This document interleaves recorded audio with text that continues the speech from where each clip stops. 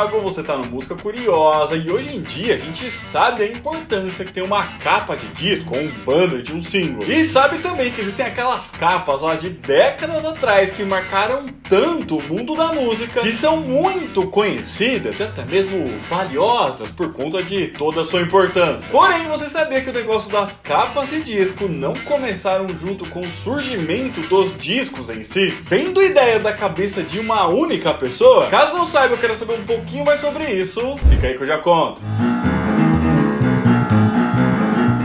Bom, antigamente, ali mais ou menos até o fim dos anos 40, os discos eram um pouco diferentes de como a gente conhece hoje em dia, não existindo ainda nem mesmo os famosos LPs, sendo utilizados discos de goma laca que eram um pouco menores do que seriam seus sucessores e também tinha uma capacidade muito menor de gravação, de na média ali 2 a 5 minutos de cada lado, ou seja, ele basicamente só tocava 2 músicas. Inclusive a gente já contou aí um pouco mais sobre toda essa história no vídeo que tá aqui no card. E assim como estávamos ali mais no início do que viria a se tornar as formas de gravação e distribuição de música, a parte de divulgação também estava. Isso porque os discos lançados aí nessa época meio que não tinham capas, já que após serem prensados eles eram embalados no papel craft, que é aquele papel cartão pardo, sabe? Tipo um envelope, apenas com o nome do cantor e do produtor ou até mesmo só do varejista que estava vendendo, sendo bastante genéricos e nem um pouco atrativos para os olhos dos compradores e, portanto,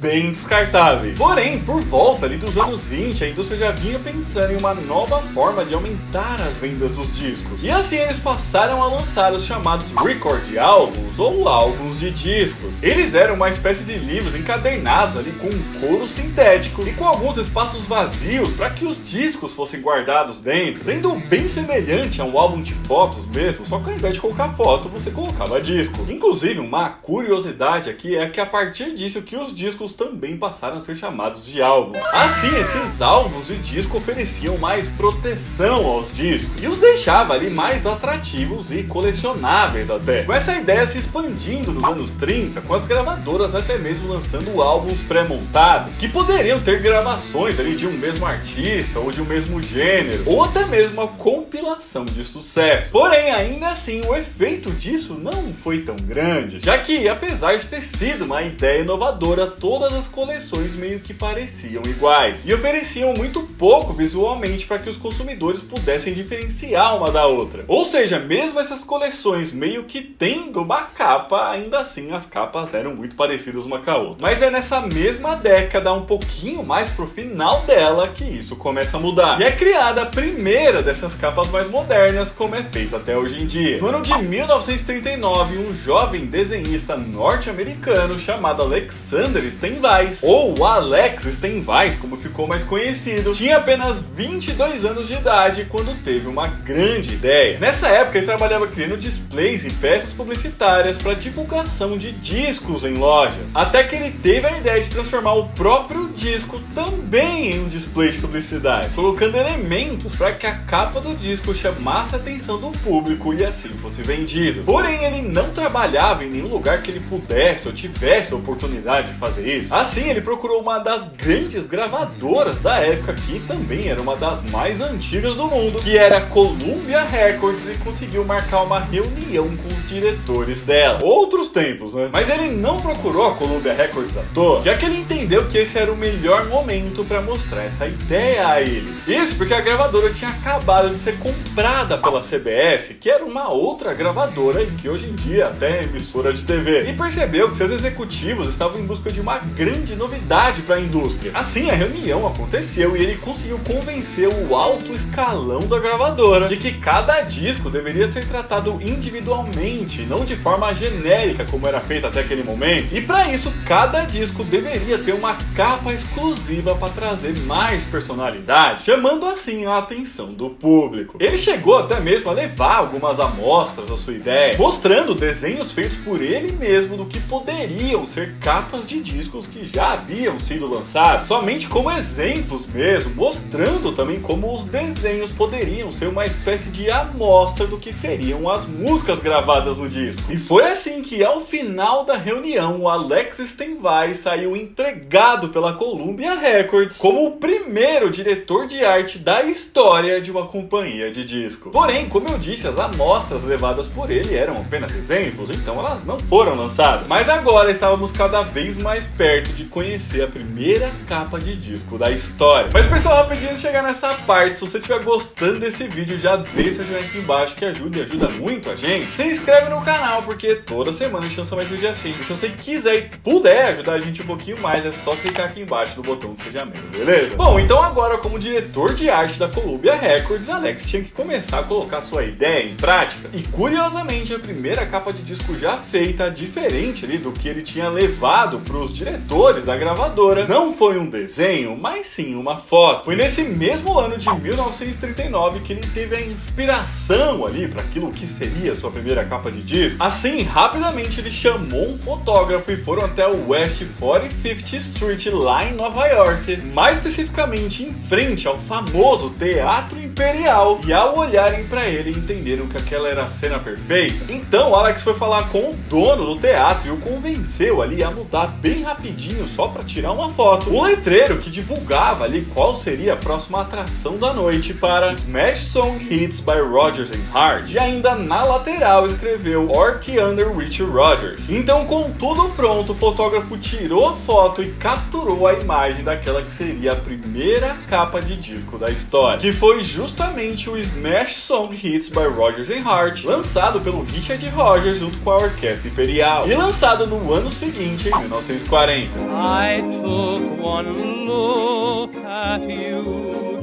that's all I... E logo esse primeiro teste já fez muito sucesso, e assim ele continuou fazendo outras capas de disco. Entre elas, Rhapsody in Blue de George Gershwin, Song of a Free Man do Paul Robinson, Scott Symphony de Dmitri Mitropoulos, Segunda Sinfonia de Sergei Rachmaninoff da Orquestra Filarmônica de Nova York, Robin Hood narrado por Basil Rathbone e vários outros somente nos anos seguintes, todas elas fazendo muito sucesso. Isso fez com que ao longo dos anos 40 o trabalho de Alex dominasse o mundo da música, já que suas capas aumentaram em 900% a venda de discos. Isso só para vocês entenderem a importância dessa inovação, sem contar que as capas fizeram com que os discos que antes eram vendidos nos fundos de lojas de eletrodomésticos passassem a ser objetos que os amantes de músicas desejavam, já que, assim como era a ideia do Alex, as artes estampadas nas capas aguçavam a imaginação dos criadores, que passavam a imaginar as músicas que estavam nele. No final, o Alex trabalhou exclusivamente para a Columbia Records até o ano de 1945. Depois ele deixou a gravadora e abriu a própria empresa de design de capas, e continuou ali fazendo capas para sua antiga empregadora, mas também para outras grandes gravadoras, como a Hamilton, Decca, RCA e London, por exemplo. E assim ele ficou na ativa até o ano de 1973, tendo nas costas a criação de mais de 2.400 capas de disco. Mas sua importância não para por aí, já que quando foi criado e começaram a ser lançados os primeiros LPs lá no ano de 1948, Alex também foi responsável pela definição do novo formato de capa, que seria um envelope de cartolina de 27 centímetros por 27 centímetros, tendo na frente uma ilustração e na contracapa textos e os créditos do disco. Com esse formato tendo sido utilizado por décadas, somente tendo um aumento ali, passando a ser agora de 30 por 30. Sem contar que ele ainda foi o criador de uma fonte de letra, sabe? Tipo o Arial, Times New Roman, que ele acabou utilizando a maior parte das suas capas e que é icônica, sendo batizada como Steinway's Fonte, que é muito utilizada até hoje em dia. Ou seja, o cara era um fenômeno, né? Claro que depois dele também surgiram outros designers de capas e que também ficaram bastante famosos, principalmente na época do rock psicodélico, que tem capas icônicas até hoje em dia. Um exemplo disso é Klaus Voormann, que foi responsável por fazer a capa do disco Revolver dos Beatles, lançado em 66, que até hoje é lembrada e muito cultuada, né? E no final, a ideia de um jovem designer de lojas de disco acabou revolucionando toda uma indústria que hoje é gigantesca, né? Sem contar que ele fez com que surgisse todo um culto às capas de disco, principalmente quando é mais conceitual, com algumas delas sendo extremamente caras e raras até hoje. Inclusive, a gente já contou a história do disco mais caro do Brasil, e se você quiser conhecer, é só clicar no card que tá aqui em cima. Mas então é isso, pessoal, esse vídeo vai ficando por aqui, espero que vocês tenham gostado, e se gostaram, já deixa o joinha aqui embaixo, comenta aqui pra gente se você conhecia essa história e o que você achou disso tudo, e também qual capa de disco que você gosta muito. Aqui do site tá deixando outros vídeos pra vocês assistirem, um beijo, até a próxima e tchau!